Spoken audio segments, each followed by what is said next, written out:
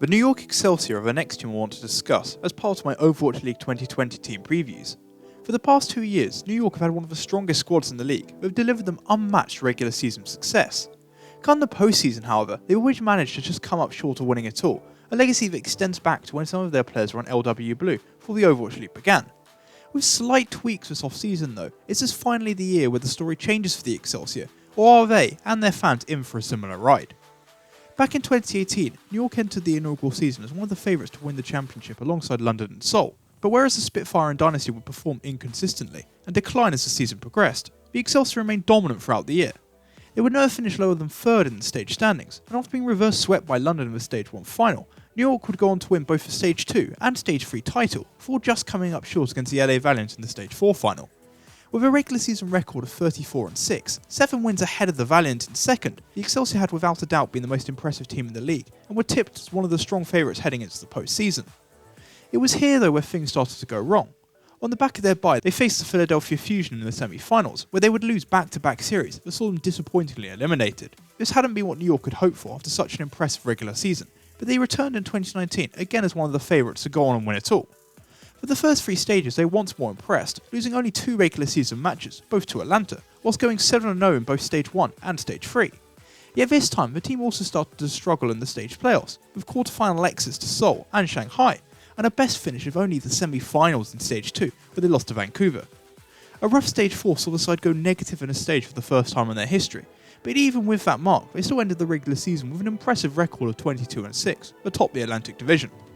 The Excelsior started the postseason on a much stronger note, with back-to-back wins over London and then Atlanta, but from here, the same problem emerged. Despite an excellent effort, they would fall to the Titans in the winners' final, before being eliminated for good in 3rd place by the shock in the losers' final. It might be brilliant when it comes to the regular season, but it's postseason success that New York so desperately craves. So let's take a look at what they've done to their roster to try and change the script for the 2020 season.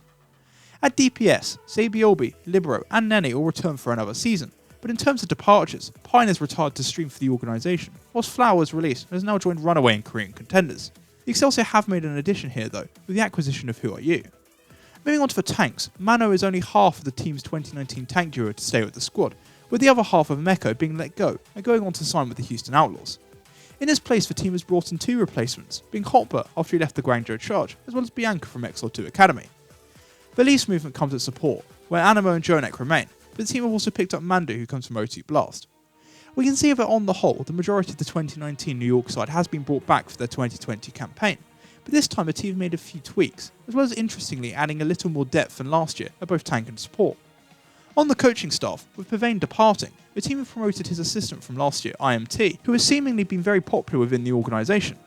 It's hard to say with certainty how big of an impact he'll be able to make, but supposedly he was the mastermind behind their improved 2019 playoff run, and his promotion could prove to be a welcome change for the Excelsior in 2020 that might allow them to develop further, especially given how their success has plateaued and arguably tailed off somewhat over the past 2 years under Pavane. In order for that to happen though, the players are going to have to contribute potentially even more than they have been up to now, so let's take a closer look at the players at each position, starting of course at DPS. Whilst from a fan's perspective, it's very sad to see Pine retire and go into streaming. Considering the quality and depth New York have at DPS, this move is understandable, as in all likelihood Pine would have just found himself sitting on the bench again, with the meta not looking to be trending in his favour. So hopefully he can really enjoy the new opportunity he has for streaming for the York.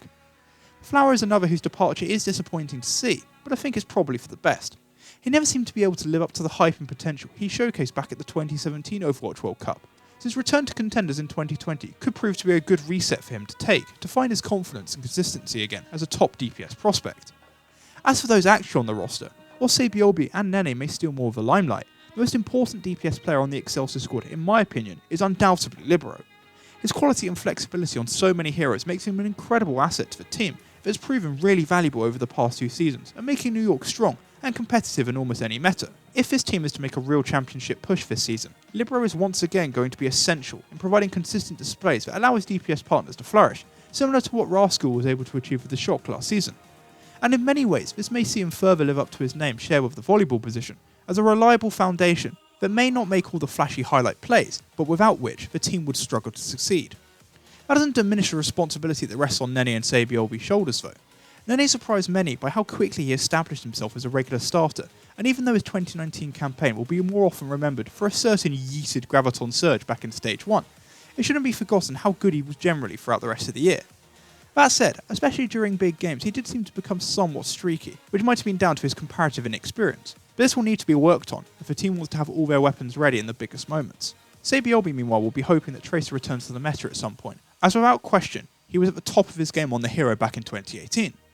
That said, whilst it did take him some time to play in 2019, when called upon, both his Sombra and Reaper looked really good, and he will need to take a leadership role in this DPS line as one of their most experienced members, as I expect him to potentially play a more significant part of the team's 2020 season.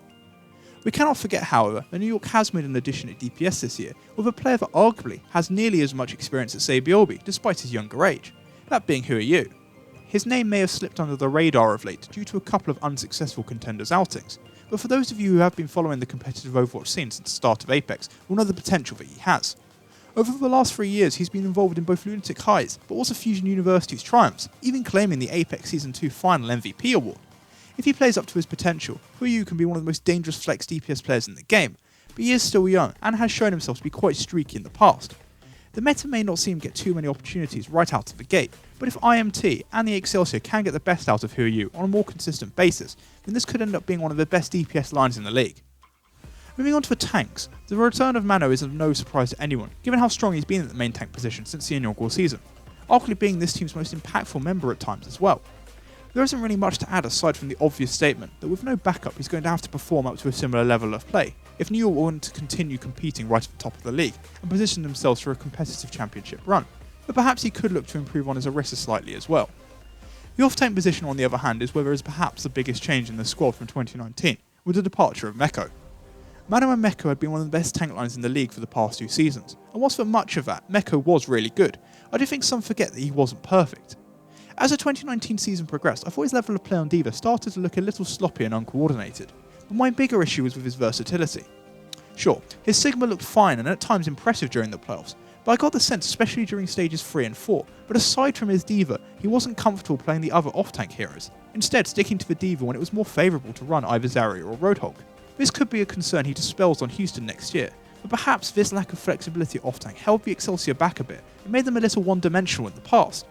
This is why I really loved the pickup of Hotbar after he left the Guangzhou Charge. Taking their whole season into account, and not just the latter stages, he was the Charge's best player in my opinion, as he provided consistent quality displays even when the rest of his team looked shaky around him. A key reason why he was able to do this was because of his ability to play on a number of different heroes. Whilst in a D.Va 1-on-1 he might not have the same peak as Meko, for me he is a massive upgrade on the other options like Zarya and Roadhog, and I think his addition, even if it doesn't bring a noticeable upgrade in quality, will at least allow New York to be much more flexible across multiple metas, and this is something I'm excited to see them employ in 2020.